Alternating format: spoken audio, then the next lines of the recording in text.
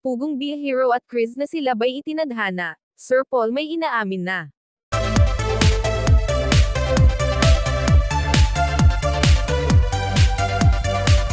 Mga kababayan, isang mapagpalang araw at gabi sa lahat, at naway nasa mabuti kayong kalagayan sa mga oras na ito. Sa nakaraang live ni Pugong Biyahero, ipinaliwanag niya kung bakit hindi natuloy ang Chris Pao Monthsary celebration nila. Sinabi kasi niya sa kanyang mga post na Saturday ng 7 PM abangan ang kanilang premiere. At maraming ang nag-aabang, isa rin ako sa nag-aabang. Nasabi ni Pugong Biyahero sa nakaraang live sa Facebook page niya na magsama silang muli nila Mang Eli at PB Nonoy para sa kanilang pinakaunang mission sa taong 2026. At natuloy nga ang kanyang sinabi, nagbiyahe sila papuntang Agusan del Sur. At malayo na talaga sa Davao, sabi pa ni Pugong Biyahero 7 hours ang biyahe nila bago sila nakarating sa Agusan del Sur.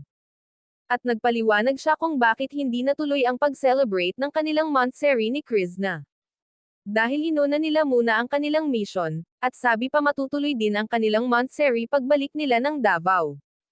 At tinawag na nga niya si Ralph at Chris na para makasama niya sa kanyang live. At nagkukulitan silang tatlo, at muling nagpakilig naman si Sir Paul, kumain kasi ng durian si Chris na. Nasa loob sila ng kotse nag-live kaya amoy na amoy talaga nila ang durian. At kinuha nga ni Sir Paul, ang kamay ni Chris na at inaamoy parang kinikis lang niya.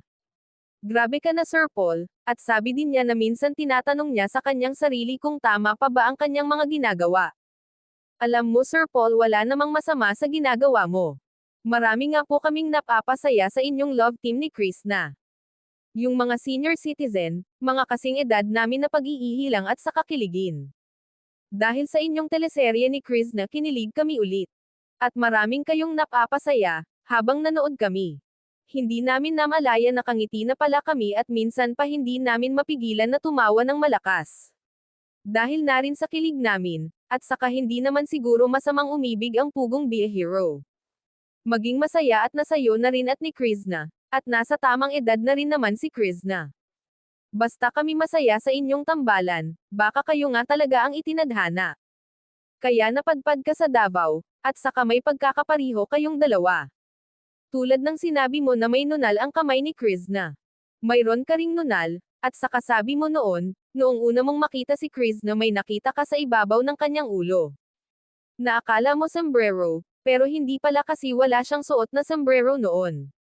Kaya mga sign na talaga, at nagsalita na rin si Pugong Biyahero tungkol sa isang babae na masyado siyang hinangaan.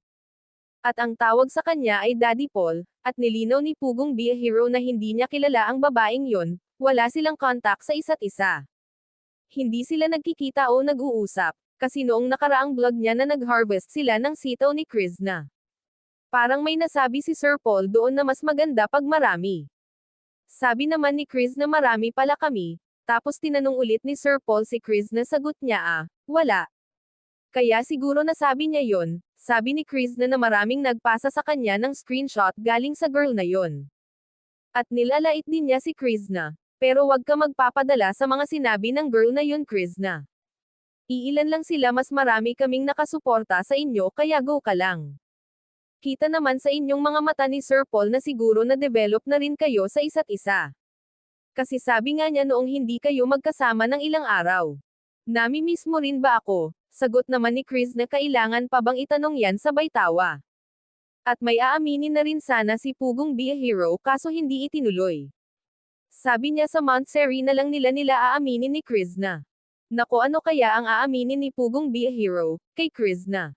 At ganun din si Chris na may aaminin din daw, at may ibibigay na regalo, hindi daw isang gamit. Nako, ano kaya ang ibibigay ni Chris na kay Pugong Biyahero?